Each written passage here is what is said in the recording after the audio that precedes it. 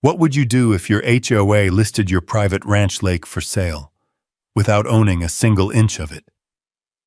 The morning I found their sign hammered into my shoreline, something in me went cold. I'd spent my life protecting that lake, and suddenly a group of strangers claimed it as community property, like my family's deed didn't exist. I didn't yell. I didn't argue. I just watched the ripples on the water and realized one truth. If they were bold enough to rewrite the map, I'd have to remind them who the land really answers to. The morning started the way most mornings do out on my ranch. Slow, quiet, and wrapped in that soft Wyoming light that makes the world feel like it's still deciding whether to wake up. I walked the familiar path down to the lake with my old canvas field bag over my shoulder, the frost still clinging to the bunchgrass along the trail. The boards of the dock creaked under my boots the same way they've creaked since my father built them in '78. Each groan of the wood settling into the cold, serving as a reminder that this place had weathered decades of storms, droughts, and long winters. It had history. It had memory. It had roots deeper than the cottonwoods that guarded its edges. The lake was still as glass, silver where the sun touched it, dark where the shadows from the ridge still stretched across the surface. A pair of mallards drifted along the far bank, leaving quiet ripples that fanned out into nothing.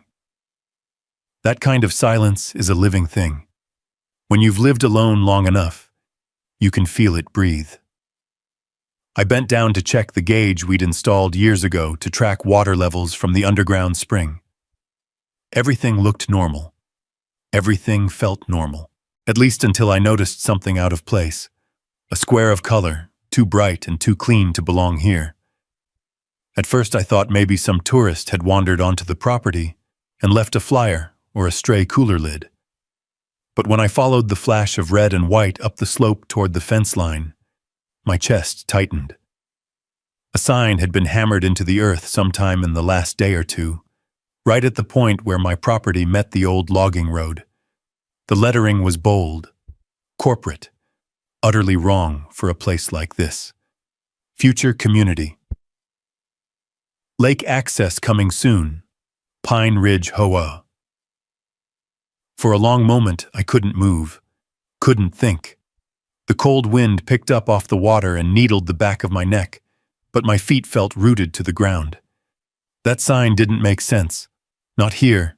Not on land my family had owned since Eisenhower was in office. My first reaction wasn't anger. It was disbelief, the kind that leaves you blinking, as though your own eyes might be lying to you.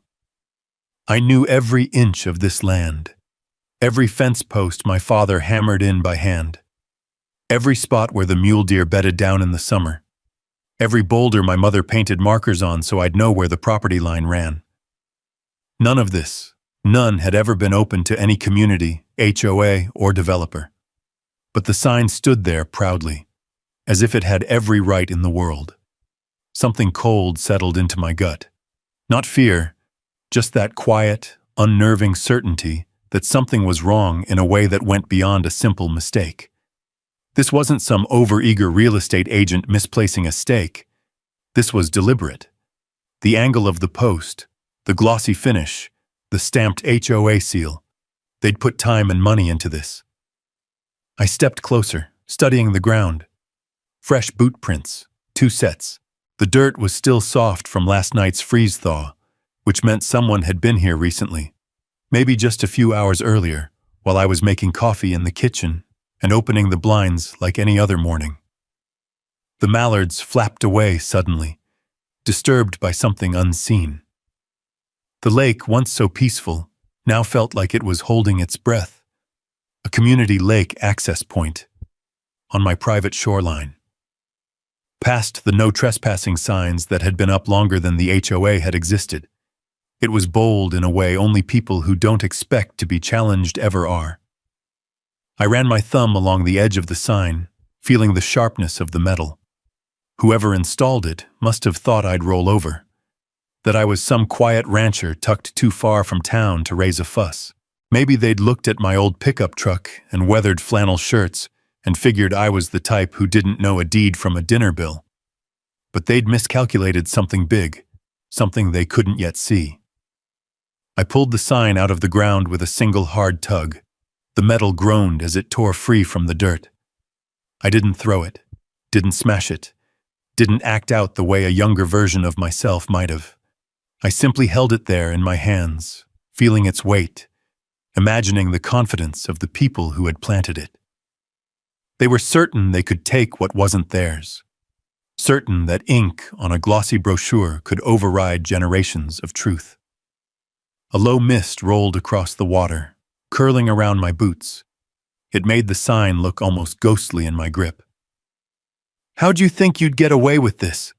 I muttered under my breath, though no one was around to hear it, because that was the question digging at me now. Where did that confidence come from? What piece of paper did they believe they had that could erase mine? What mistake, or manipulation, gave them the nerve to claim my lake for their listings? A breeze lifted, carrying the faint metallic rattle of the sign still in my hands. On the ridge above, a truck engine echoed, someone driving away, slowly, deliberately. The timing was too perfect to be coincidence. I watched the dust rise behind the vehicle as it disappeared down the old county road, and the truth settled over me like a shadow stretching long across the lake. They weren't guessing. They weren't confused. They believed, truly believed, they had the right to take what was mine, and I needed to know why. I left the torn sign leaning against the old fence post and followed the faint tire tracks up the ridge. The earth was still soft from last night's thaw, the mud holding the shape of each tread like a pressed fingerprint. Whoever had been here didn't bother hiding their tracks. That level of boldness never shows up alone. It's always traveling with entitlement riding shotgun. The morning sun pushed over the ridge as I reached the main road, turning the frost on the sagebrush into a field of tiny mirrors. My breath came in little clouds of steam, brushing up against the wide Wyoming sky, so open and blue it almost made the whole world feel honest. But the 3 SUVs parked along the shoulder told a different story. They weren't ranch trucks, they weren't county vehicles, they were HOA cars, the kind with the Pine Ridge Estates emblem perfectly stenciled on the doors, and the glossy finish that somehow stayed pristine even in the mud country. One door slammed shut, sharp and decisive, followed by a voice that carried farther than I expected. "There he is," a woman called, her tone clipped with authority she hadn't earned on this land. "The property owner." I turned slowly, letting the cold air settle in my chest before responding. No reason to rush.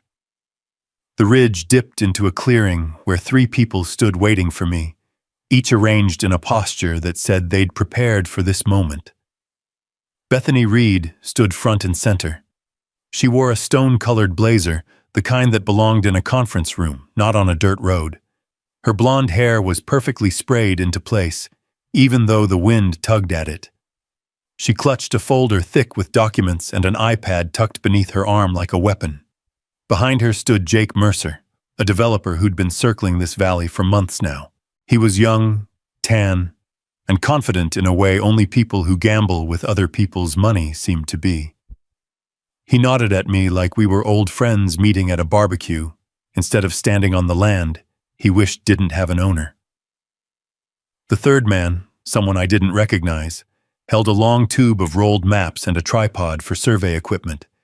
He avoided my eyes as if making eye contact would tie him to whatever was about to happen. Bethany stepped forward, smile tight enough to crack. "Good morning, Mr. Cole," she said without waiting for me to answer. "We're here on official HOA business." I looked past her at the SUVs and then back toward the broken sign down the hill. "I noticed," I said. "You put a community access marker on private property." Bethany's smile widened just enough to reveal the truth beneath it. She wasn't here for discussion. She was here to deliver a verdict. "Actually," she said, pulling a document from her folder, "that shoreline is now classified as part of Pine Ridge's shared amenities. It's been updated on the county's flood and drainage maps." She held out the papers, tilting them in a way that forced me to step forward if I wanted to see. You see? It's listed as a retention basin, which gives the HOA riparian access rights. Jake Mercer chimed in with a rehearsed nod. We're planning a beautiful trail system and small recreation deck. The buyers will love it. I stared at them, then at the map. The colored overlays were crisp and new, the labels neatly printed, and the boundary lines, the ones meant to show where my land ended, had been softened, blurred, and reshaped until the lake fell on their side of the page. But a map isn't a deed. A map is an opinion. A deed is the truth. That's cute, I said calmly, handing the paper back to Bethany. But this lake is deeded to my family, has been since 1952. Bethany's expression cooled. Yes, well, she said, tapping her iPad. County designations supersede older filings in drainage and watershed matters. The updated map gives the HOA the right to use and maintain the area surrounding the basin. You mean my lake, I corrected. She didn't even blink. The community's lake now. The wind shifted, blowing dust along the roadside and fluttering the corner of the papers in her hands. Somewhere down the valley, a hawk cried out, long, sharp, and lonely. The sound cut through the tension like a warning. I folded my arms. You're telling me you listed access to my lake for sale? Bethany raised her chin slightly. Our real estate team is marketing premium lots with water amenity rights. Buyers need features, Mr. Cole. Views, recreation, serenity. And that lake, she gestured down the slope with her iPad, is a perfect selling point. Jake jumped in, brimming with confidence. Now, we understand you've got emotional ties to the place, and we respect that, really. But progress requires cooperation. If you work with us, we can come to a financial arrangement. The survey assistant finally looked at me then, wide-eyed, uncomfortable, like he'd just witnessed someone try to buy another man's heartbeat. I let the silence stretch, letting them feel the weight of it. You three walk onto my land, I said slowly. Post a sign claiming what's mine, then try to sell me a deal for something you don't own. Bethany straightened, authority radiating from her like heat off asphalt. Mr. Cole, the county maps are clear. This is no longer a private lake. Funny, I said, pulling my gloves tighter around my fingers. Because the deed in my house says otherwise. Her smile sharpened. Then I suggest you take it up with the county. Until then, Pine Ridge HOA will proceed with its plans. A gust of wind slid across the ridge, lifting the dust and whipping Bethany's blazer around her legs. The sun climbed higher, outlining the three of them like figures cut from a brochure, shiny, polished, and utterly disconnected from the soil beneath their feet. I felt the weight of the land behind me, every acre, every fence post, every memory. But more than that, I felt something shift, something cold and steady settling into place. They believed the map made them right. They believed the HOA gave them power. They believed the county would back them. But belief doesn't beat truth, and truth doesn't bow to arrogance, not on my land. Bethany turned toward her SUV. Expect official notice soon, she said. We'll be moving forward. Jake gave me a thumbs up like we'd closed a deal. The survey assistant packed up quickly, eager to get back into the vehicle. As their engines faded down the road, the dust hung in the air for a long moment before settling on my boots. I looked down at the map they'd left behind, its edges flapping in the breeze. The colors were bright. The lines were bold. But the feeling in my gut told me something else entirely. This wasn't an accident. This wasn't confusion. Someone, somewhere, had redrawn the truth. And if they'd gone this far, what else were they willing to rewrite? By the time I made it back down the ridge, the wind had picked up, lifting little spirals of dust across the ranch road. The lake below shimmered like a sheet of hammered silver, but it didn't give me the same quiet comfort it usually did. Today, it looked like a witness, A bystander. A piece of land waiting for a verdict it hadn't agreed to stand trial for. I set the altered map on my kitchen table, smoothing out the creases with the flat of my hand. The morning light slanted through the window, laying long bars of gold across the paper. I traced the boundary lines with the tip of my finger, lines that no longer matched the ones my father showed me when I was 12, the ones we walked together with a compass and a roll of bright orange marking tape.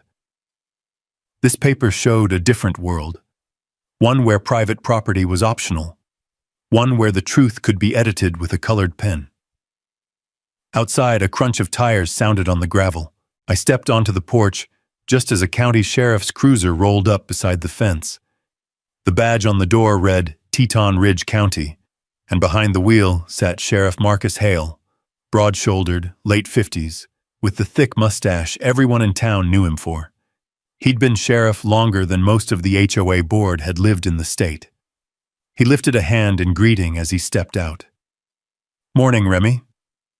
"Wish it was," I replied. Marcus glanced at the ripped sign leaning against the post, then at the map under my arm. "Bethany called me," he said. "Said there was a disagreement about property boundaries." "A disagreement?" I held up the sign. "They planted this on my shoreline without asking." Marcus exhaled through his nose, the way men do when they're already tired of a situation they didn't even ask to be part of. "Let me take a look at the map." I handed it to him, watching his eyes scan the bright overlays. The wind kicked up again, rattling the metal latch on the barn. A storm was forming in the distance, gathering like a bruise against the horizon. Marcus folded the map once, then rested his hands on his belt. "According to this, the lake's been reclassified as part of a drainage system. You know how the county's been updating flood maps with the new subdivisions going in." I felt something inside me go still. "Marcus, those updates don't override a deed." "I'm not saying they do," he said carefully. "But the county uses the newest map for determining jurisdiction in cases like this. If it shows the lake as a retention area, that gives the HOA certain temporary rights of access." "Temporary," I repeated, "which they're using to sell property they don't own." He didn't deny it, just pressed a thumb against his forehead like he was pushing away a headache. "Look," he said, "I'm not a judge. I can't interpret 50-year-old water rights on the side of a dirt road. I can only respond to complaints, and right now, all I see is a disagreement about boundaries. That's because the people filing the complaints are the ones rewriting the boundaries." The sheriff's expression softened, just a fraction. "I know Bethany can be enthusiastic, and Jake's been throwing money around town trying to get that new development built. But unless I see active trespassing, destruction of property, or someone getting hurt, this isn't something I can intervene in." A gust of wind rolled across the field, carrying the faint scent of sagebrush and the metallic tang of the lake.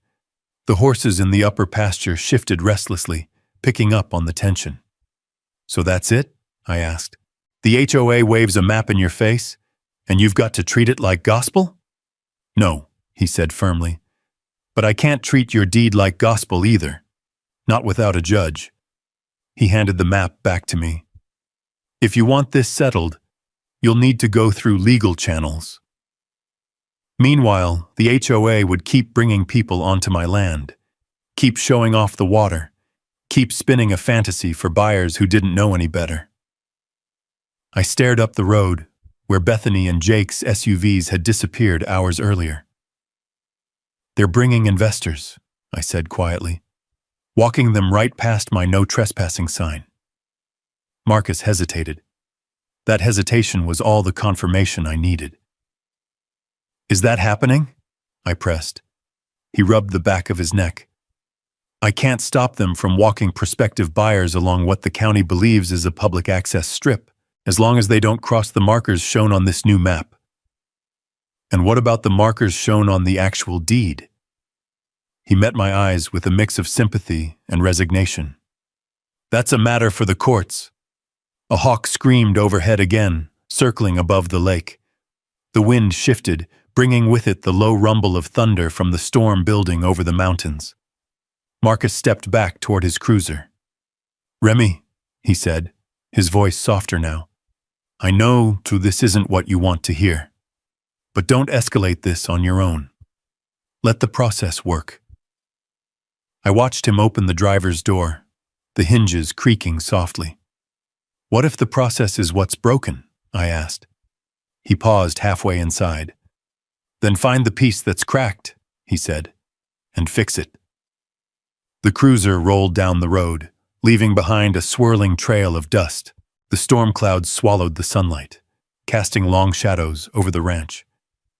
The air felt tighter somehow, charged, like the moment before a lightning strike. I walked down toward the lake. The water rippled now, the calm surface broken by the wind. In the distance, on the far ridge, I saw something. Movement. A small group of people, walking slowly along the trail above my property. Camera equipment glinted under the gray sky. HOA was already giving another tour, already selling what wasn't theirs, already rewriting the truth before my eyes. The storm broke then, a cold burst of rain pelting the lake surface in a sudden, chaotic drumbeat. I stood there in it, letting the drops soak into my jacket, letting the wind push against me like a dare. If the law wasn't going to protect this land, I'd have to find another way. And somewhere buried in those maps, old and new, was the mistake they didn't know they'd made. By nightfall, the storm had blown east, leaving behind a washed-clean silence across the ranch. The clouds peeled open to reveal a thin band of moonlight that stretched across the lake like a silver road. I walked back toward the house, boots squelching in the mud, mind racing faster than the wind that had nearly swept me off the ridge. I didn't bother turning on the lights when I stepped into the kitchen. The dark felt honest, more honest than the bright-colored county map still spread across my table. I pulled the deed drawer open, an old oak fixture my father built from reclaimed barnwood, and reached for the thick binder he'd labeled Cole Ranch, land, water, boundaries in his heavy, no-nonsense handwriting. The binder smelled like cedar and dust. It held the weight of 70 years. I carried it to the table, flipping on the small desk lamp that cast a warm circle of light over the paper. My reflection appeared faintly in the window. Tired eyes, rain-flattened hair, jaw tight enough to crack my molars. I wasn't angry anymore. Anger was too sharp, too loud. What I felt now was colder, focused. I opened the binder. Inside were surveys drawn by hand, annotated with pencil marks and weathered by time. There were affidavits from neighbors long gone, notarized documents with signatures from clerks whose offices didn't even exist anymore. Each page was another layer of truth no HOA could fabricate, but truth only matters if you can prove it. I thumbed through the maps one by one until I found what I was looking for. A folded set of survey plats from 1964, inked by a county surveyor named Hal Brandt. My father had taken me to meet Hal once. He was the kind of man who measured twice, argued once, and never allowed a boundary line to be interpreted. Hal's detailed notations marked the original access road, the fence lines, and the lake's natural boundary before any modern subdivisions carved up the valley. And there it was, a note in neat, slanted cursive. Access Road B, not transferred to developer. Remains utility easement until otherwise recorded. A utility easement, not a community path, not HOA property, not a public corridor. My pulse steadied. That was the crack I needed. But cracks widen only when you work them. So I reached for my phone and scrolled to a number I hadn't called in months. Sarah Mitchell. She wasn't just the best land and water rights attorney in 3 counties. She was a friend of my late wife, and one of the few people who still came by with groceries or checked in when winter storms ran long. If anyone understood the maze of water laws and land transfers out here, it was her. She picked up on the second ring. "Remy? This late?" HOA's trying to steal the lake, I said plainly. She sighed. Tell me what happened. When I finished explaining everything, from the sign to the map to Marcus's visit, there was a pause on the other end. Not a shocked pause, a calculating one. Email me the map they showed you, she said, and take pictures of any signs they posted. I'll come by first thing in the morning. Sarah, I heard the tone in your voice. You've already found something. I looked down at Hal's old annotation. I might have. Good, she said. Because if they're relying on a drainage reclassification, we might be able to prove they don't have legal access to the shoreline at all. That was all I needed to hear. I hung up, took photos of everything, and returned to the binder. I studied more documents, flipping through pages until my fingertips were gritty with dust and ink. The deeper I dug, the more the truth took shape. The developer who'd built Pine Ridge Estates had originally planned to acquire the narrow strip of land leading to the lake, but never finalized the transfer because the previous landholder, a small utility company, went bankrupt mid-negotiation. Which meant that road, the one Bethany's tours were walking down, the one the county map assumed belonged to the HOA, had never legally changed hands. It existed in legal limbo, a piece of land with no true owner, or rather, an owner long dissolved. Opportunity. The lamp flickered as if the house itself understood where this was going. I gathered the most relevant documents, Hal's notes, the 1952 deed, the original utility easement filing, and placed them in a weatherproof folder. Morning couldn't come fast enough. When dawn finally pushed over the ridge, the ranch reeked of wet sage and cooling earth. The frost glittered on the pasture grass like 1,000 little truths waiting to be found. Sarah's blue SUV rolled down the driveway just after 7, crunching the gravel with the sort of determined purpose only attorneys possess. She stepped out wearing a long coat, hair pulled back, leather briefcase in hand. Show me everything. We spread the documents across my dining table like battlefield maps. She studied each one with a careful, practiced eye, her finger tracing the same lines I had the night before. When she reached Hal's note, she froze. Remy, this road was never transferred. It's an abandoned utility parcel. That's what I thought. Her eyes sharpened. If the HOA doesn't own the road, they don't have any legal access to the lake. They can't sell what they can't reach. The fire crackled in the stove behind us, as if punctuating the moment. But what matters, she continued, is whether the county recognizes this lapse. We need to cross-check the chain of title. I know where to look. Sarah gave me a slow smile. Then let's go. The truth wasn't going to wait politely, and neither were we. We gathered everything, sealed the folder, and headed for the truck. The morning wind rolled across the fields, lifting the scent of the lake and carrying it up the ridge like a quiet reminder. They thought a map could override a deed, but they didn't know about the papers buried in my father's binder. They didn't know about the forgotten road, and they had no idea how much noise a quiet man can make when you threaten the land he's sworn to protect. The county administration building sat at the far edge of Teton Ridge, a low concrete structure from the 70s, with windows that never quite closed right. Sarah and I walked across the parking lot, the wind tugging at our coats, carrying the faint smell of wet sage from last night's storm. The air felt cleaner today, sharper, as though the ranch itself had taken a deep breath, but something tight coiled inside my chest all the same. Inside, the fluorescent lights buzzed overhead, bathing the narrow hallways in a stale yellow glow. A few residents stood in line at the main counter, clutching vehicle registration forms or property tax bills. Nobody paid us any mind. That was fine. Quiet was exactly what I needed now. Sarah moved with purpose, her heels clicking across the linoleum floor. The archives office is in the basement, she said. If there's a missing transfer, that's where it'll show. I followed her down a staircase that smelled of dust and damp paper. The lower level was lined with filing cabinets and metal shelving, the kind that rattles when you brush against it. A middle-aged man in a faded county badge sat behind a reinforced glass window, sipping coffee from a ceramic mug that read, "Officially over it." "Morning," Sarah said.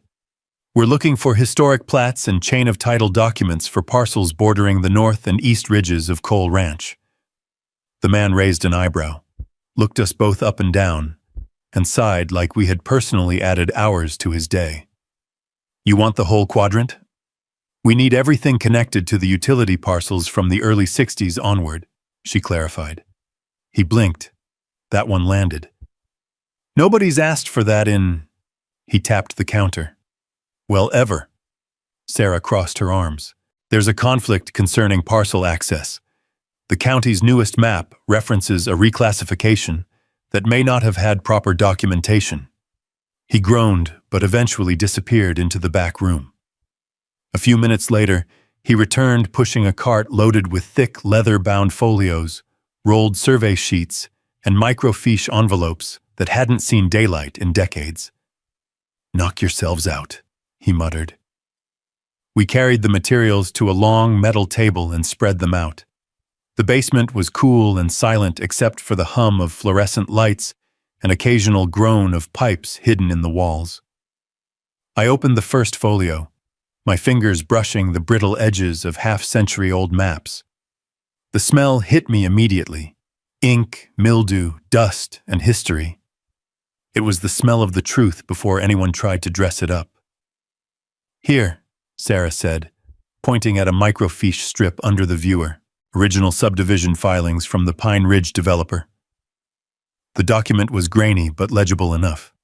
The developer had purchased a series of parcels, residential lots in neat rectangles, and attempted to file for additional land designated as Access Road B. But the transaction had been denied by the bankruptcy court because the utility company owning that strip went under before the sale finalized. A tiny note scrawled by a clerk read, "Transfer incomplete. Parcel returns to holding status. Assigned, no active owner." I exhaled slowly. "There it is." Sarah looked up at me, her expression sharpening into something fierce. "Remy, the HOA is trespassing on a road they don't own.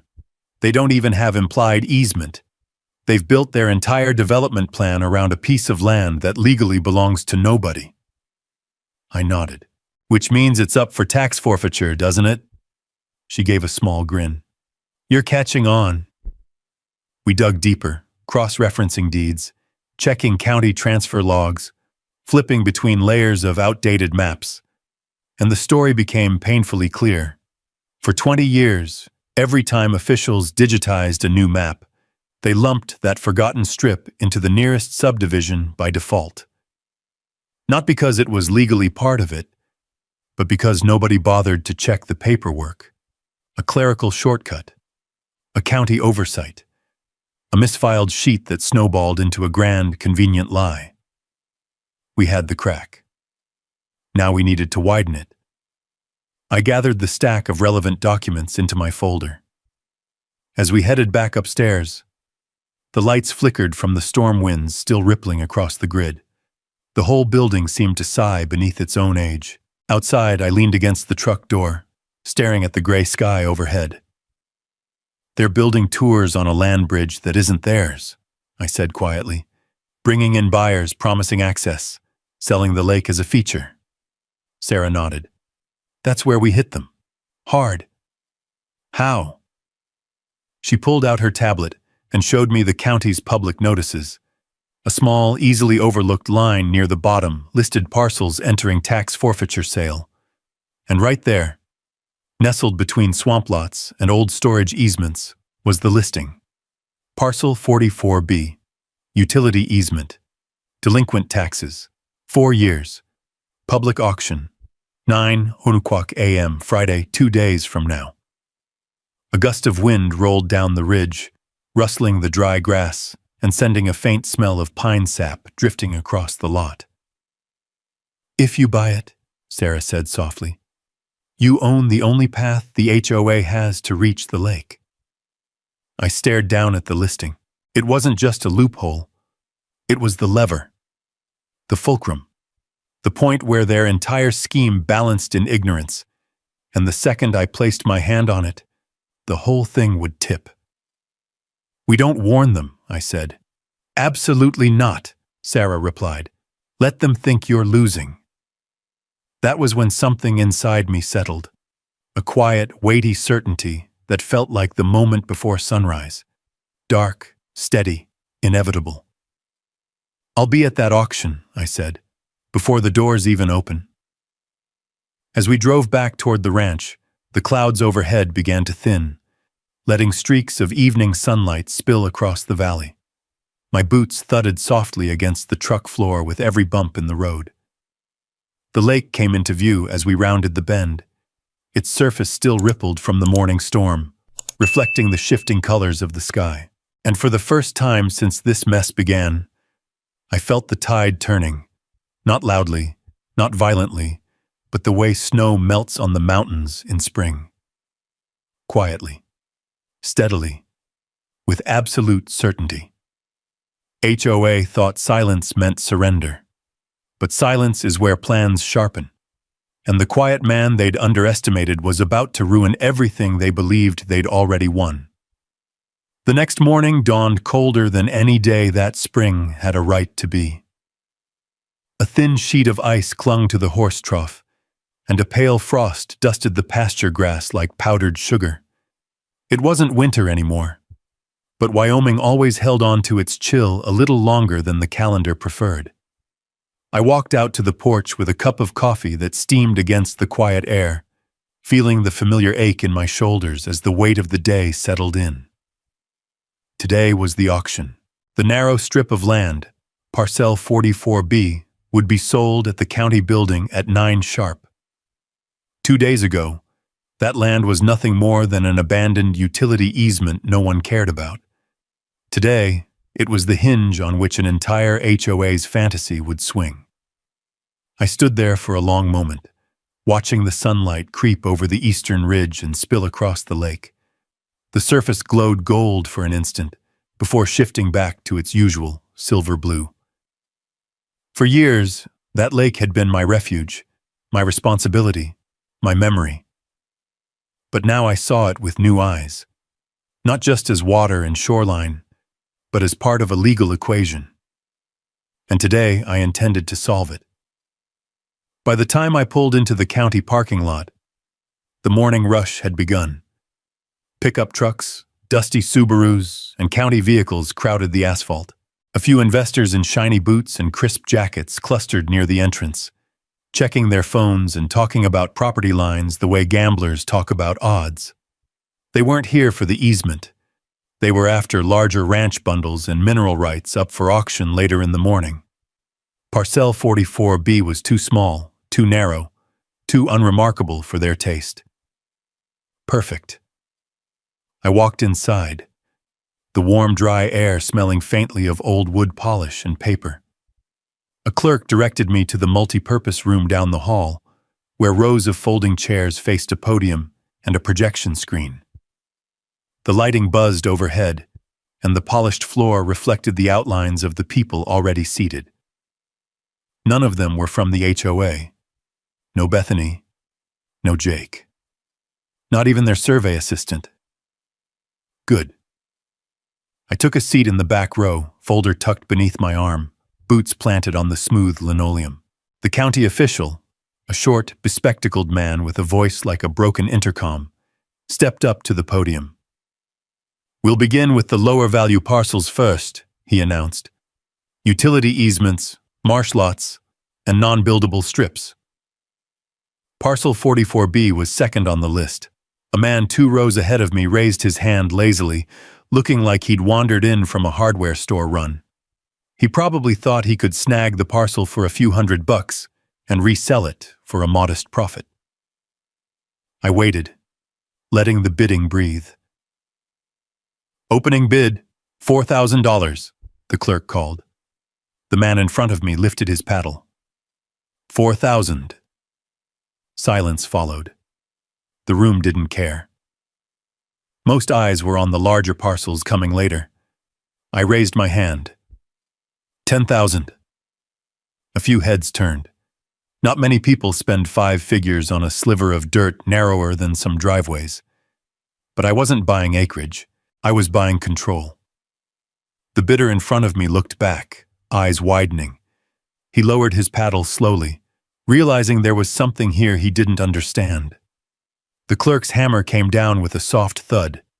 Sold to bidder number 23. The room rustled with mild curiosity, but only briefly. Then interest drifted back to larger ranches and pasture lands, and the little easement returned to obscurity. Good. That was right where I wanted it.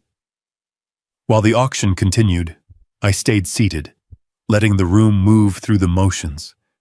There was no need to draw attention, no victory smile, no celebration, just steady breathing and the subtle thump of my heart slowing back to normal. When the clerk handed me the paperwork, I signed quietly, feeling the weight of the pen in my hand. The paper was warm from the copier and smelled faintly of toner. It was simple, bureaucratic, unassuming. But to the HOA, it was a wall.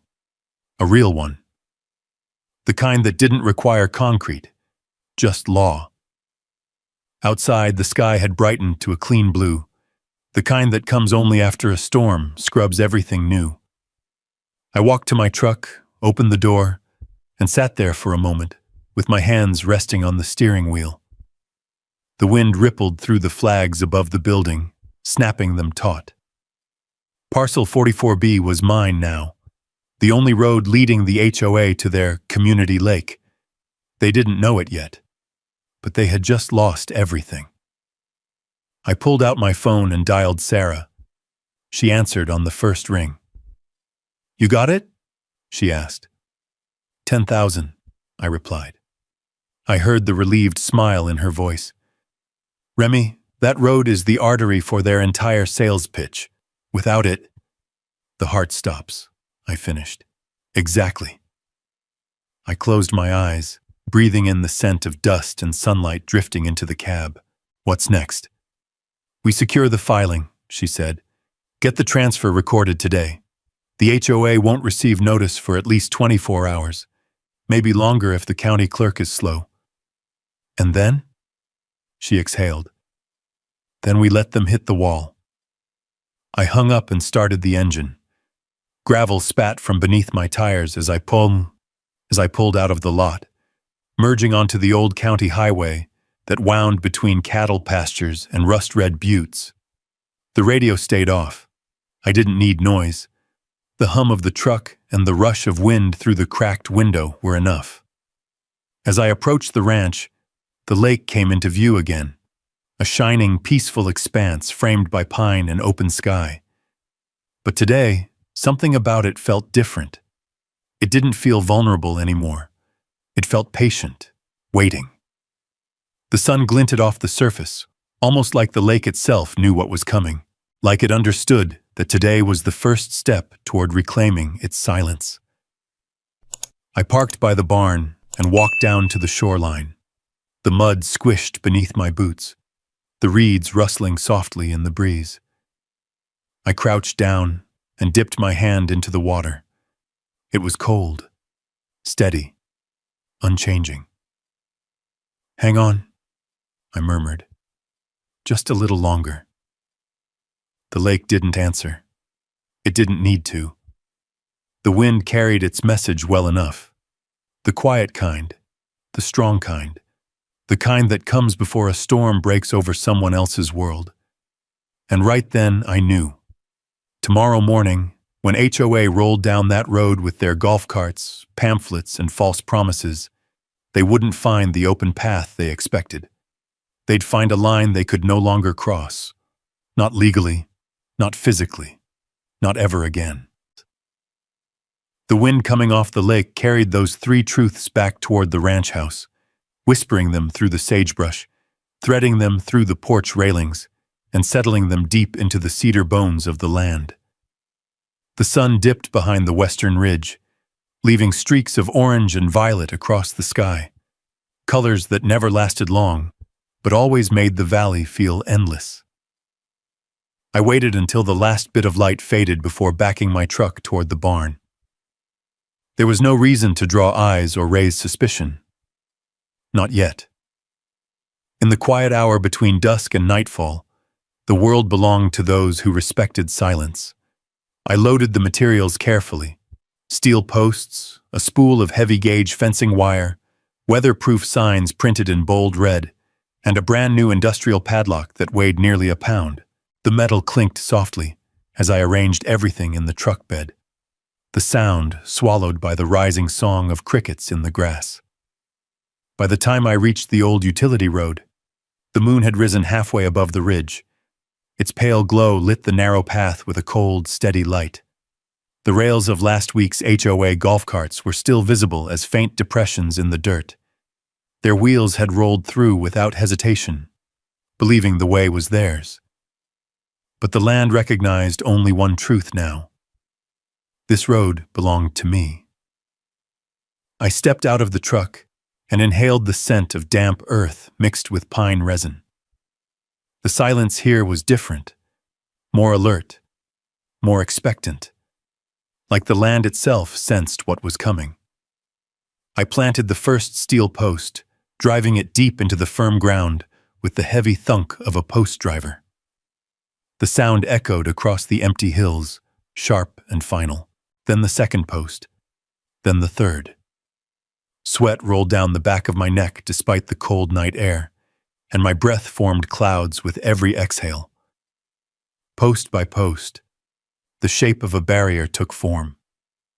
A wall of wire and steel stretched across the width of the road, taut and gleaming under the moonlight.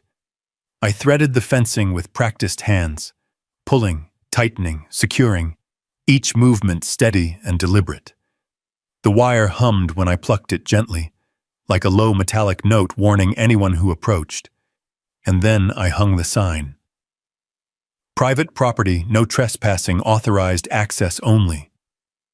The red lettering glared starkly against the silver wire, a warning no one could pretend not to see. The padlock clicked into place with a satisfying finality. It was more than a lock. It was a line drawn in iron and law. I stepped back, wiping my hands on my jeans, and looked at what I'd built.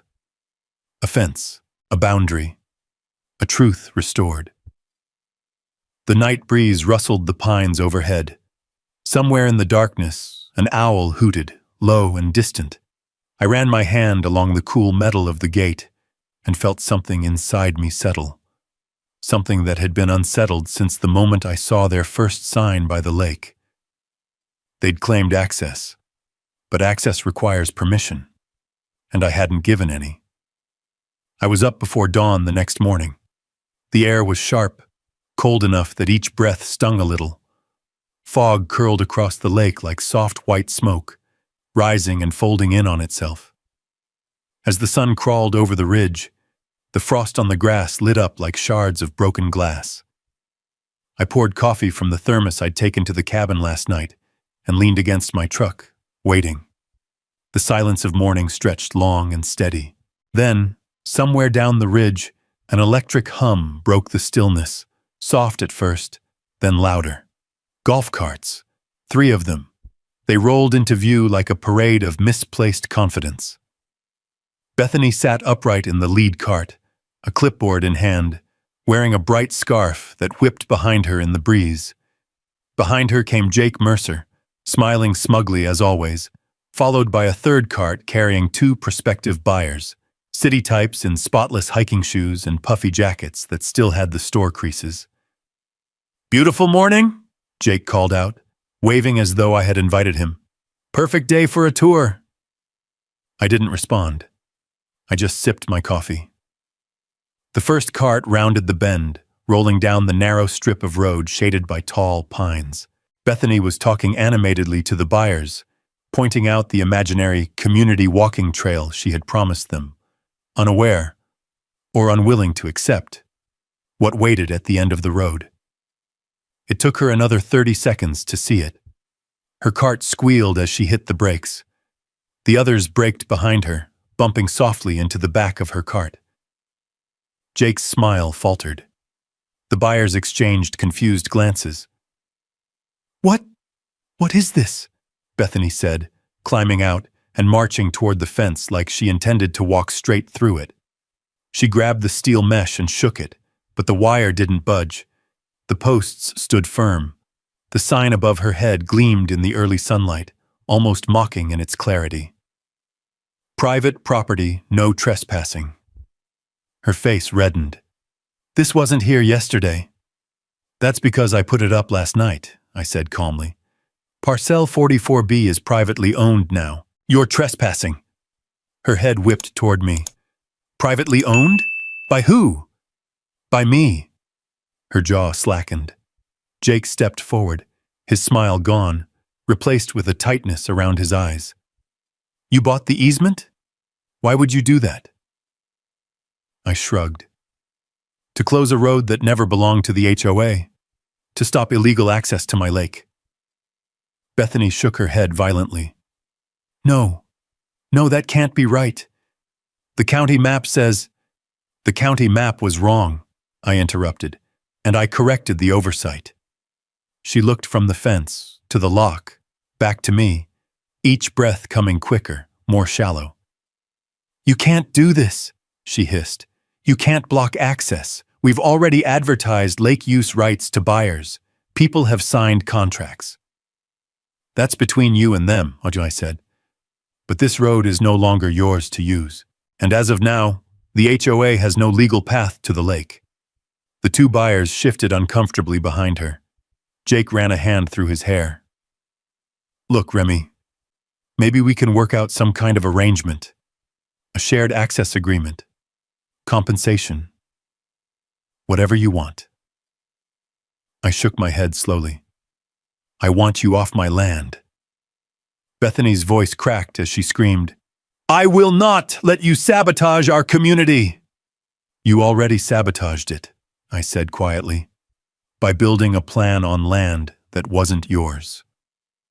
For the first time since I'd met her, Bethany Reed didn't have a single word left to throw. Her silence was louder than her shouting had ever been. The wind rustled through the pines again, carrying with it the soft rattle of the fence wires, like applause from the land itself. They backed away finally, defeated, the golf carts turning around in a jerky, frustrated line. The buyers whispered to each other, shaking their heads. Jake stared at the road like it had betrayed him. And Bethany, she kept turning back toward the fence as if hoping it would vanish. But it didn't. It stood firm. A reminder. A barrier. A truth resurrected. As they disappeared up the ridge, dust trailing behind them like smoke from a dying fire, I took another sip of coffee. The lake shimmered quietly behind me, untouched, unreachable, and, for the first time since this began, truly safe. And all it took was one silent road finally speaking for itself. But peace never lasts long when someone with power feels it slipping away. By noon, clouds had gathered low and heavy over the valley, darkening the tops of the pine trees until they looked like ink silhouettes. A sharp breeze cut across the field, carrying flecks of dust and the faint rattle of dead branches tapping against the barn siding. The weather always turned restless when the land sensed trouble coming. And today, trouble arrived in the form of two SUVs barreling down my driveway like they owned the place. I stayed on the porch, arms resting loosely on the railing, boots planted wide. The vehicles skidded to a stop in a spray of gravel. The driver's door of the lead SUV slammed open so hard it bounced back. And out stormed Bethany Reed, hair frizzed by the wind, cheeks flushed with indignation, and eyes blazing with something between fury and desperation. Jake followed her out, slower, more cautious, his jaw locked tight, as if he'd spent the entire ride rehearsing what he wanted to say, but hadn't practiced how to say it without sounding like a fool. "Remy Cole!" Bethany shouted before her feet even touched the porch steps. "You have crossed a legal line." I didn't move. "Which one would that be?" You know exactly what you did. She jabbed a finger toward the ridge, as if the fence were somehow visible from miles away. You blocked a public access route. You obstructed community development. That is interference. That is malicious. That is private property enforcement, I said calmly. Her mouth snapped shut for a moment, stunned by the audacity of my composure. Then she recovered. You cannot just take land the HOA needs for public use. I tilted my head. Funny, I thought you said the county maps gave you that land. Her lips tightened. The wind gusted again, flinging a handful of dust into the air and whipping her scarf around her like a rag caught on a fence line. Jake stepped forward then, trying his best to look authoritative. Look, Remy, this whole situation is getting out of hand. We're trying to build something that benefits the entire community. A trail system, lakeside amenities, property value increases. Surely you can see that your plans depended on land you never owned? I cut in. His jaw flexed. We had every reason to believe. You had every reason to check, I corrected. You didn't. Bethany exhaled sharply, her breath breaking into the cold air like steam off boiling water. We are prepared to litigate this, she snapped. Fully, aggressively. If that means tearing down that fence and hauling it off ourselves, so be it. My fingers tightened around the railing. Not from fear, from restraint. Touch that fence, I said quietly, and the sheriff will escort you off my land. Jake scoffed. Hale didn't seem inclined to pick sides when we talked to him. Hale follows the law, I replied, which is more than I can say for the HOA filings you've been waving around. Bethany stomped up one more step, her heels clacking against the old wood. You are being unreasonable. You are blocking progress. You are sabotaging our development. Your development sabotaged itself, I interrupted, when you built it on a foundation of assumptions instead of paperwork. She froze. For a moment, the wind dropped, leaving only the soft creak of the porch boards between us. Then, as if some final dam inside her snapped, she leaned in close, too close, and hissed, If you think this road is the only access we can build, you are mistaken. We can open a route through the eastern ridge. We can cut a path straight down the slope, and we will, because you cannot stop this community. I stared at her for a long moment, my breath steady, my pulse quiet. Bethany, I said softly, the eastern ridge is shale and loose granite. One heavy rain and your new path will slide into the valley. You'd lose machinery. Workers could get hurt. You can't build there. It's our land, she snapped. It's unstable land, I corrected. Her eyes flickered, not with understanding, but with the unmistakable glint of someone trying to outrun reality with denial. That was when I realized something. She wasn't just arrogant. She wasn't just greedy.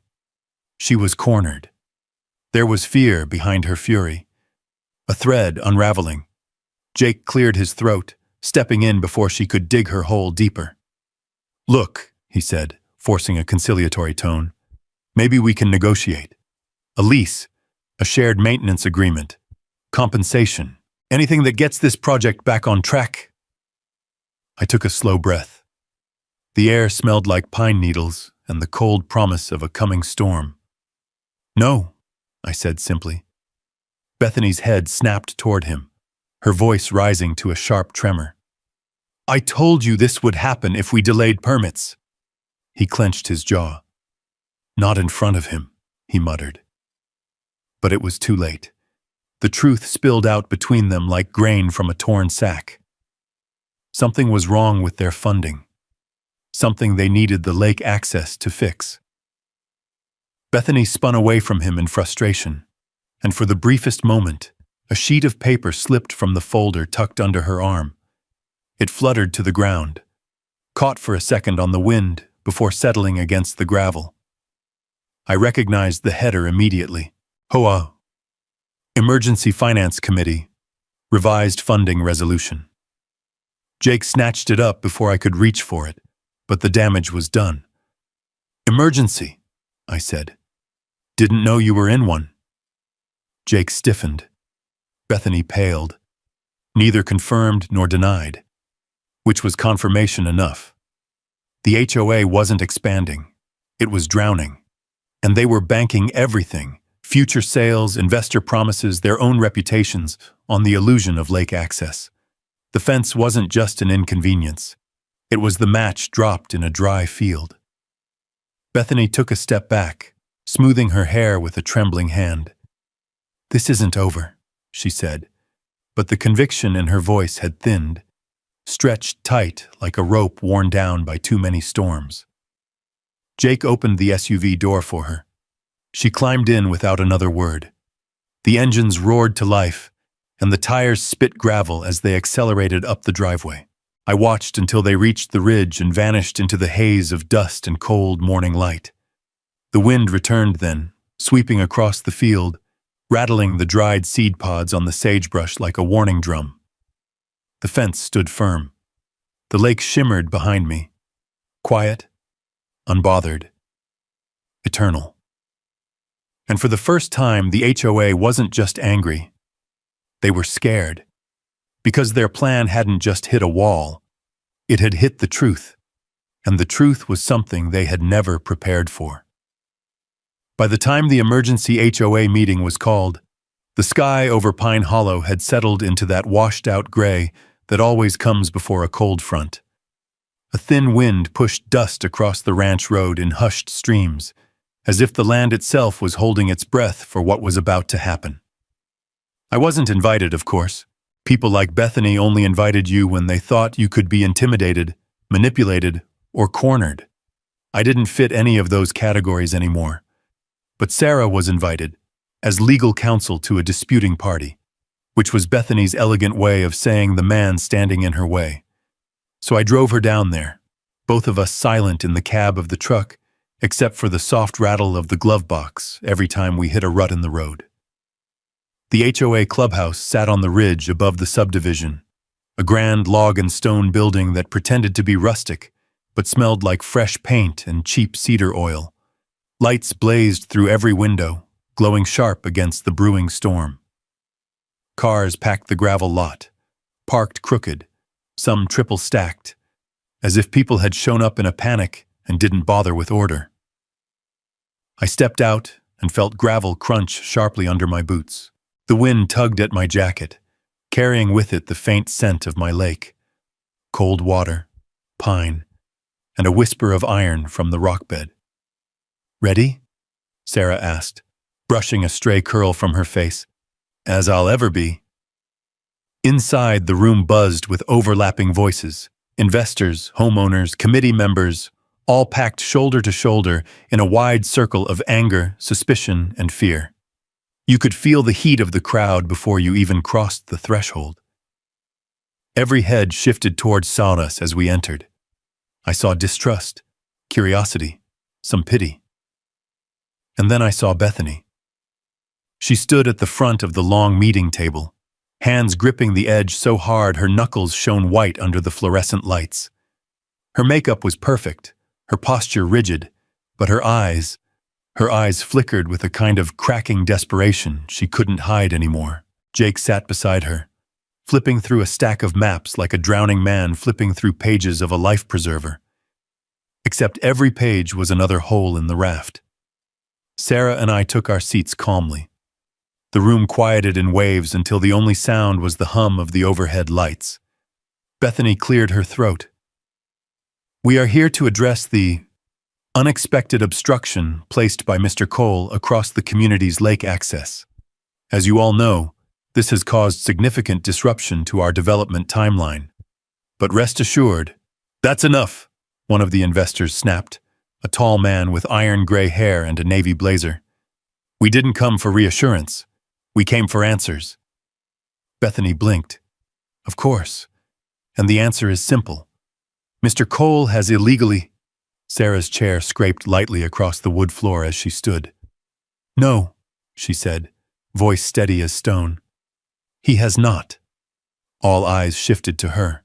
She opened her satchel and placed 3 documents on the table, each one protected by a clear sleeve, each one older and heavier with authority than anything the HOA had brought.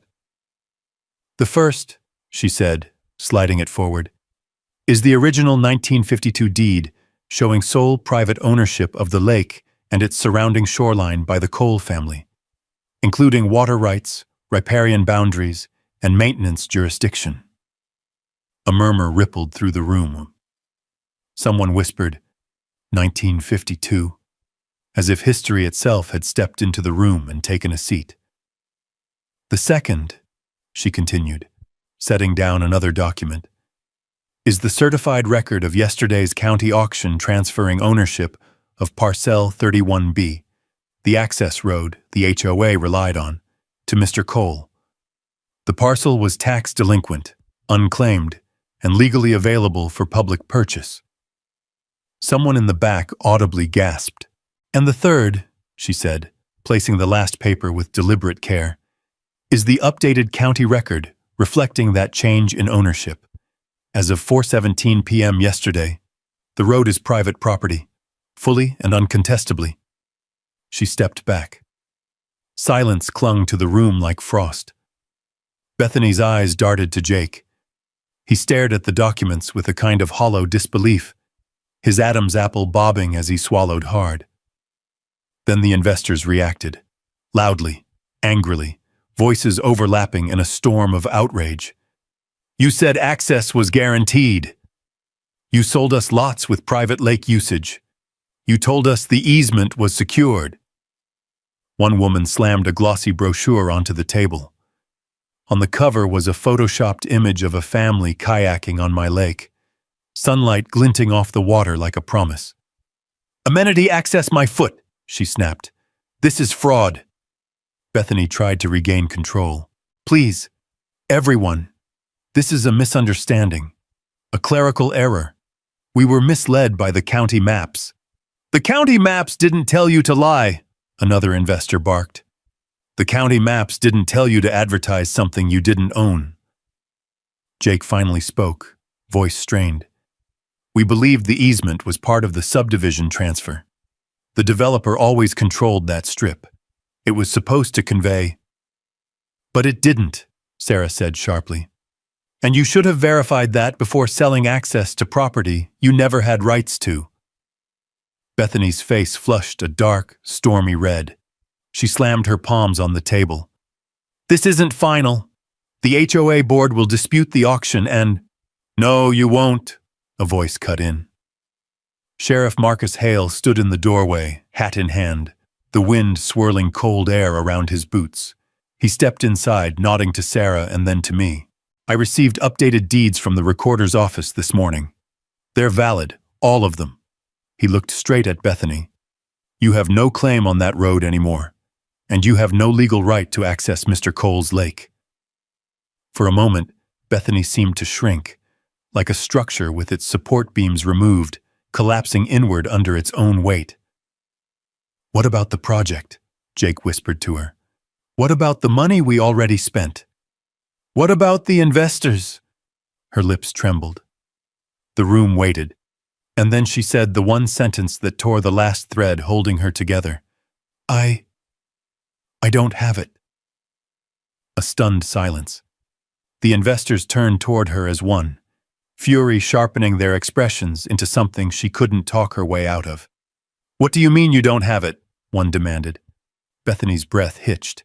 "We borrowed against the next phase, assuming the lake access would finalize the valuation, and the pre-sales would clear the—" "You gambled with our money?"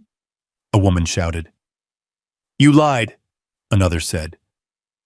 "No," Bethany whispered, shaking her head as though denial alone could change reality. I just—" Sarah leaned toward me and spoke quietly. "There it is. The truth. Exposed, undeniable, and collapsing in on itself." Marcus cleared his throat. "If this meeting is concluded, I need to speak privately with Ms. Reed regarding multiple complaints filed this morning, financial and procedural." Bethany flinched. Jake stepped back, distancing himself from her scandal, like a man stepping away from a sinking boat.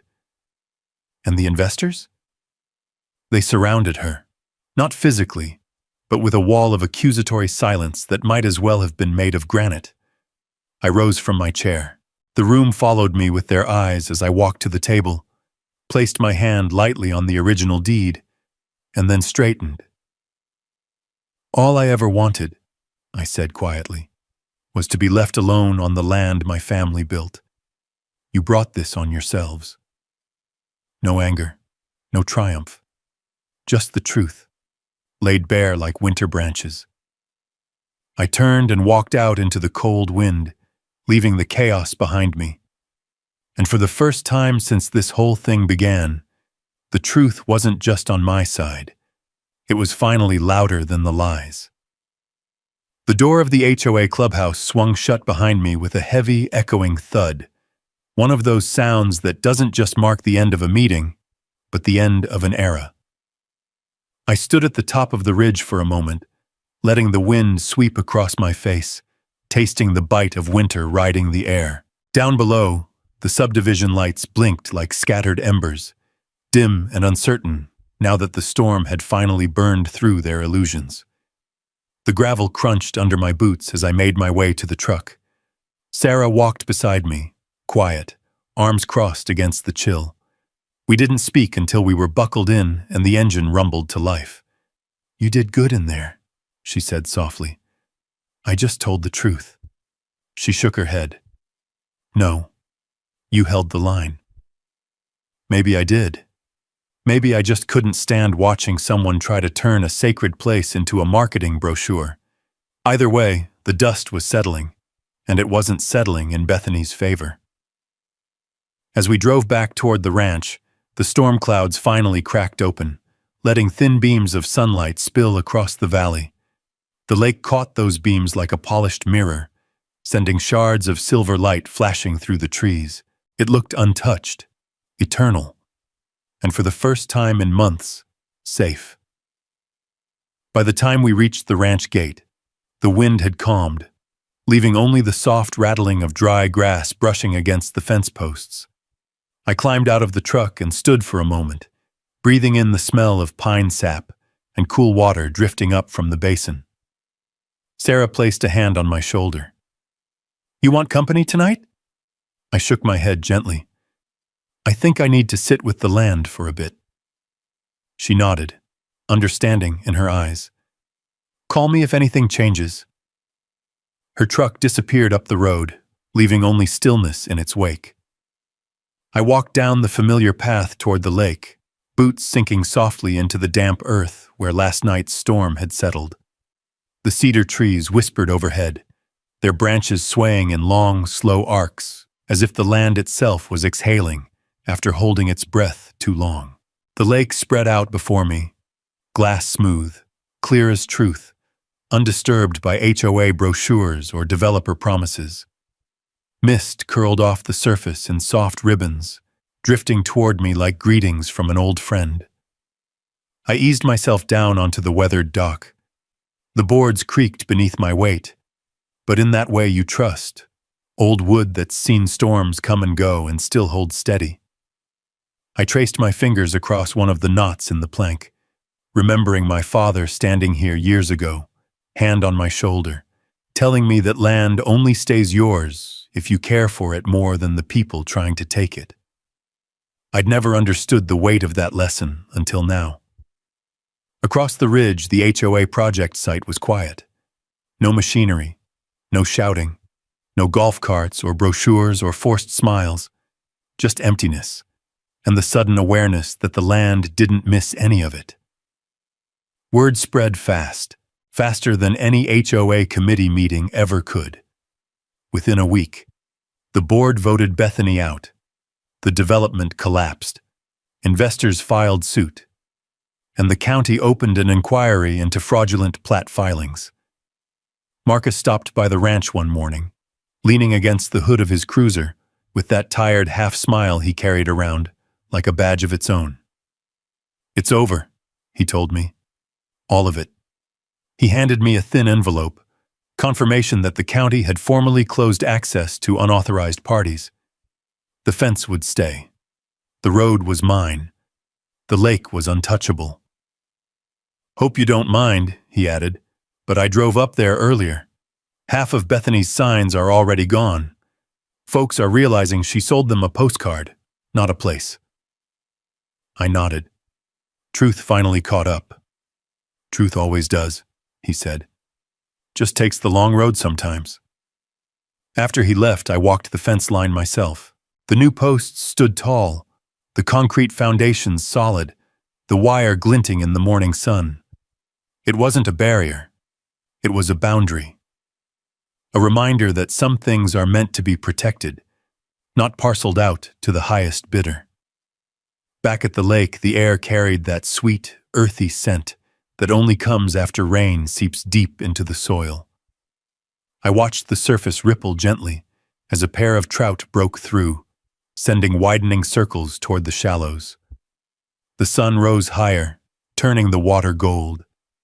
And for the first time in a long while, I felt something loosen in my chest. Not triumph, not revenge, just peace.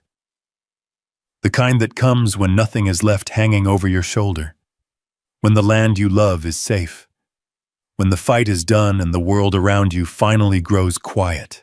I stood at the shoreline, letting the cool water lap at the toes of my boots. "All right," I whispered to the lake. "You're home. You're safe." A breeze picked up then, gentle, warm, moving across the water in a long, sweeping arc. The cattails bowed, the ripples widened, and the sunlight danced across the surface like a silent answer. I let out a long breath and walked back toward the house, each step lighter than the last. No courts, no shouting, no paperwork or emergency meetings. Just the ranch, just the lake, just the quiet truth standing firm on the land where it belonged. And that was enough, more than enough. For the first time since the war began, the land finally went quiet. Sometimes standing your ground isn't about fighting harder. It's about holding on to what's true. If you've ever dealt with an HOA or a pushy neighbor, drop a justice in the comments so I know I'm not alone out here.